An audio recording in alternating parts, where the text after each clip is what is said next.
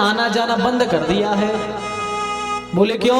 बोले इसलिए कर दिया क्योंकि संसार में सब कपटी हैं, सब झूठ फरेब है, सब जगह लड़ाई झगड़े होते हैं, हम नहीं जाते किसी के यहाँ।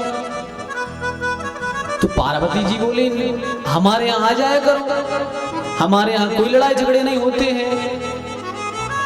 नारद जी बोले अच्छा आपके लड़ाई झगड़े नहीं होते? बोले आज तक नहीं हुई। नारद जी मन में सोच रहे गजब बात हो गई, आपके लड़ाई नहीं भई। तो नारद जी मन में सोच रहे कि हम भी नारद ने कहला यदि आज आपके लड़ाई न करा दें तो। अब नारद जी बोले देवी भोले बाबा कहाँ हैं? बोले वो कहीं काम से गए हैं। तो नारद जी ने कहा देवी आपकी सच में लड़ाई नहीं भई आज तक? पार्वती बोली आज तक लड़ाई नहीं भई। अरे हमारे पतिदेव तो इतने भोले हैं कि वो हमें हर एक की बात बताते हैं, भोलेनाथ इतने भोले हैं। नारद जी ने कहा अच्छी बात है, पति का धर्म है पत्नी को हर बात बताना, बहुत अच्छी बात है जी। तो पार्वती जी कहती हैं भोले बाबा तो इतने भोले हैं कि उनने अपना गुरु मंत्र तक हमें बता दिया, उन्हें कोई अनुभूति होती है वो तक हमें बता देते हैं। जैसे भोले बाबा किसी दिन भगवान के भजन में बैठे हो आंख बंद करके और यदि हृदय में मन में ठाकुर जी के राम जी के दर्शन हो जाए तो पार्वती जी से कहते आज हमें राम जी के दर्शन हुए। किसी दिन कन्हैया के दर्शन हो जाए तो पार्वती जी से कहते सुनती हो आज हमें अपने मन में ध्यान करते करते कन्हैया के दर्शन भये। वो तो हमें मन की बात तक बता देते, अपने अनुभव तक बता देते हैं, हर एक की बात बताई है। और तो और नारद जी एक और बड़ी बात बताएं, हमारे स्वामी जी ने तो हमें गुरु मंत्र तक बता दिया, जो गुरु मंत्र थी गोपनीयम गोपनीयम गोपनीयम, जो मंत्र गोपनीय रहता है वह तक बता दिया हमें, जो वो जप करते हैं। नारद जी ने कहा बहुत अच्छी बात है, ये तो बहुत अच्छी बात है कि आपके स्वामी आपको सब बता देते हैं। तो नारद जी ने कहा देवी फिर हमें काम था शंकर जी से, जब आपको सब बताई देते हैं तो फिर आप ही हमारी समस्या का हल कर दो। बोले क्या बात है? बोले एक बात लगी थी हमारे मन में, हम पूछना चाहते थे भोले बाबा से। बोले क्या? बोले भोले बाबा जो अपने गले में मुंडों की माला पहने रहते हैं, हमें तो ये पता करना था कि जी मुंडों की माला है किसकी। आओ पार्वती जी बोली अरे नारद जी ये बात तो शंकर जी ने आज तक हमें भी नहीं बताई कि मुंडों की माला जी है कौन की। अब पार्वती जी का नहीं लग रहा मन। नारद जी बोले देवी जाए, पार्वती बोली जाओ गुरु जी। अब नहीं लग रहा मन के, उनको बिठा लेंगे चाय पानी नाश्ता की पूछ, अब तो जाओ। नारद जी बोले देवी सुर नर मुनि सब की रीति, स्वार्थ लाभ करें सब प्रीति, सब स्वार्थी है। इतनी और ने बोला अग्नि में घी छोड़ दो।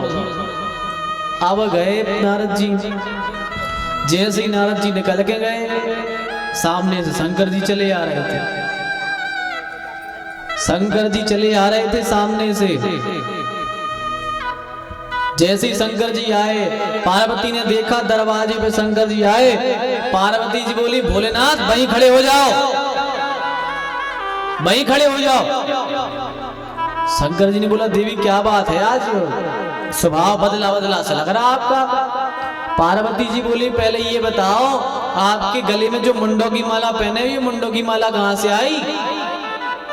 पार्वती जी से शंकर जी बोले देवी एक बात बताना। बोले क्या?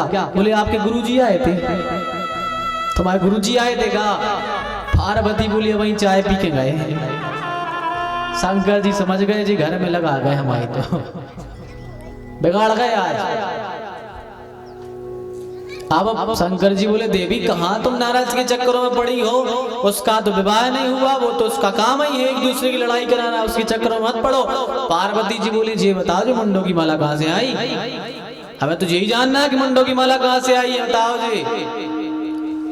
शंकर जी बोले ठीक है बता दे रहे हैं, सुनने को तैयार हो? बोले हाँ सुन लेंगे। बोले बताओ। शंकर जी बोले देवी हम तुम्हें बहुत चाहते हैं, हम आपको बहुत चाहते हैं।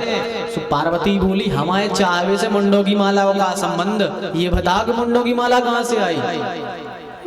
तो शंकर जी बोले देवी हम तुम्हें इतना चाहते हैं कि तुम जितनी बार मरी तो तुम्हारी मुंह काट काट के हमने गरी में डाल दी। शंकर जी से पार्वती जी बोली, अच्छा हमारे मुड़े आए। पार्वती जी बोली, शंकर जी हम तो जानते तुम बहुत भोले यहाँ हो। बोले फिर? बोले तुम तो महान कपटी न करे। शंकर जी बोले काहे? बोले बताओ, तुम हमें चाहते सो हमारे मुंह काट काट के टांग ले गले में। अब पार्वती ने गिनी 1 2 3 4 108। पार्वती बोली, शंकर जी तुम तो और महाकपटी हो। शंकर जी बोले काहे? बोले जा बता, जब तो ही चाहते सो हाँ तुम और तुम नहीं मरे। बोले हम नहीं मरे, हम तो बेई के बेई हैं। पार्वती बोली, धन्य है सो प्रेम, तुम बेई की बेई रहे आए, हम 108 फिर मरवा जाओ, ऐसो कैसो प्रेम। बोले तुम काहे नहीं मरे? बोले हम बूटी जानत, ऐसी ऐसी बूटी है हमारे पास। पार्वती बोली, महान कपटी हो तुम, भोले नहीं भाला ही हो पूरे, भोले बिल्कुल नहीं हो। जब बूटी जानते हमें भी पिला देते, हम भी अमर हो जाते, मरे भी चक्कर ही न रहते। शंकर जी बोले, देवी प्रयास तो हमने बहुत बार किया आपको बूटी पिलाने का, आपने पी नहीं पर। तो पार्वती बोली, अब पिला दो। बोले ठीक है अब पिला दे रहे। तो कहाँ पिलाएंगे? बोले अमरनाथ की गुफा में पिलाएंगे, चलो वहां पे। शंकर जी ने पार्वती को लिया और सीधे कहाँ पहुंच गए? अमरनाथ की गुफा में। शंकर जी ने बड़े जोरों से डमरू का नाद किया।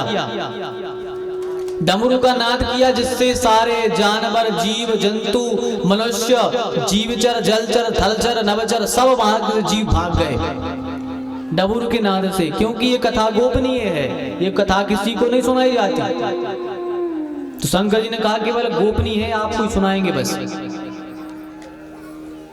सब भाग गए, लेकिन हुआ क्या कि एक सुग का जो अंडा था वह रखा था वहीं पर उस गुफा में एक स्थान पे।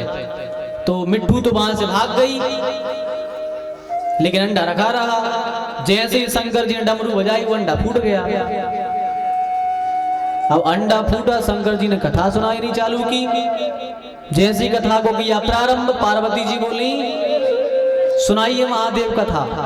भोलेनाथ बोले, देवी कथा तो सुनाएंगे पर हमें कोई उत्तर देना आपकी, हमें पता रहेगी हाँ कथा सुन रही हो आप। तो पार्वती बोली, ठीक है हम हुक्का लगाते जाएंगे। पार्वती ने कहा ठीक है हुक्का लगाना, हम कथा सुनाएंगे। अब शंकर जी सुना रहे कथा, पार्वती जी लगा रही हुक्का। हुक्का जाना था अपने, आप सबने जानते हो कि हुक्का बच्चों को सुनाती थी पहले नानी दादी कहानियां। पहले जब छोटे छोटे बच्चे रहते नानी के यहाँ जाते थे तो नानी बच्चों को कहानी सुना के सुलाती थी। गोद में लटा लिया और बच्चा कहानी सुना, नानी कहानी सुनाए, बच्चा बोले ऐसे करते थे। जब तक बच्चा ने हुक्का लगाई तो कहानी चालू रही, और जैसे ही हुक्का बंद तो कहानी बनी, माने बच्चा सो गया। और ये कहानी बड़ी प्रसिद्ध है, एक बड़ी प्यारी चर्चा है कन्हैया जी की, सुनाया आपने। भगवान छोटे से थे, यशोदा जी ने कन्हैया को रात में बढ़िया सेज सजा दी, बढ़िया अच्छा मखमल का तकिया लगा दिया और ठाकुर जी को शयन करने पहुंचा दिया। बोले लाला सो जाओ, लेकिन देर हो गई, कन्हैया को नींद ना आए। अब मैया के पास कन्हैया लौट गया, बोले मैया आज नींद नहीं आ रही, कहानी सुनाओ। कहानी सुनेंगे, कहानी सुनाओ।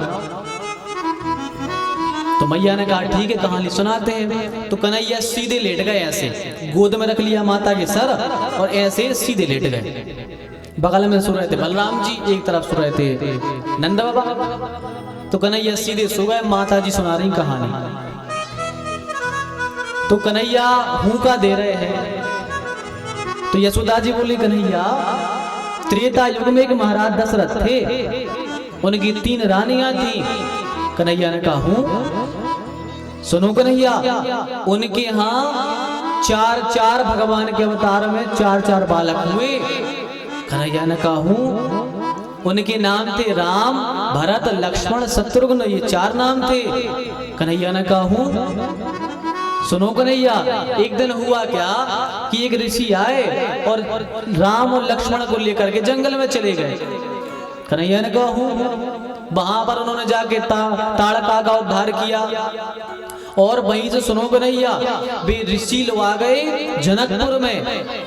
जनकपुर के राजा विदेही राज थे, उनकी एक प्यारी सी गुड़िया सी अच्छी बिल्कुल गोरी एक लड़की थी। तो महात्मा ने उस प्यारी सी गुड़िया के साथ में राम जी का विवाह करा दिया। कन्हैया ने कहा सुनो कन्हैया, जैसे भी राम लक्ष्मण लौट के आए तो बड़ी दिक्कत आ गई। बोले क्या दिक्कत आ गई? बोले ये दिक्कत आई कि उनके पिताजी ने इतने प्यारे कोमल राम के लिए वनवास भेज दिया। प्यारी सी गुड़िया को भी, सीता को वनवास जाना पड़ा। तो कन्हैया थोड़ा मुंह खराब करके बोले हूं। इतने में यशोदा जी बोली कन्हैया, जैसे ही राम और सीता जंगल में पहुंचे तो वहां एक पापी राक्षस आ गया रावण नाम का। और वह रावण आया और उस प्यारी सी गुड़िया जानकी को उसने हर लिया और हर करके अपनी लंका में ले गया। आप कन्हैया सीधे तो सो ही रहे थे, बिल्कुल सांप जैसे फन्ना गए और सांप जैसे फन्नावे के साथ में खड़े हो गए और बोले देख लक्ष्मण देख, वो पापी तेरी भाभी को लेके जा रहा है, मेरे धनुष लेके आओ। जान यशोदा जी बोले कन्हैया, हम कहानी सुना रहे हैं, हम भगवान की कह रहे और राम जी की सुना रहे। कन्हैया बोले मैया मैं ही राम हूं। आओ यशोदा जी घबराएंगे जी, तो कह रहे हम राम आए। बगल में सो रहे थे बलराम जी। यशोदा जी ने बलराम जी को कहा दाऊ दाऊ उठियो उठियो, देख कन्हैया कह रहा हूं राम आए। आप बलराम जी उठे, मैया मैं ही लक्ष्मण हूं। यशोदा जी बोली हे भगवान, अब इनके दद्दा घोटे सुबह के हम दशरथ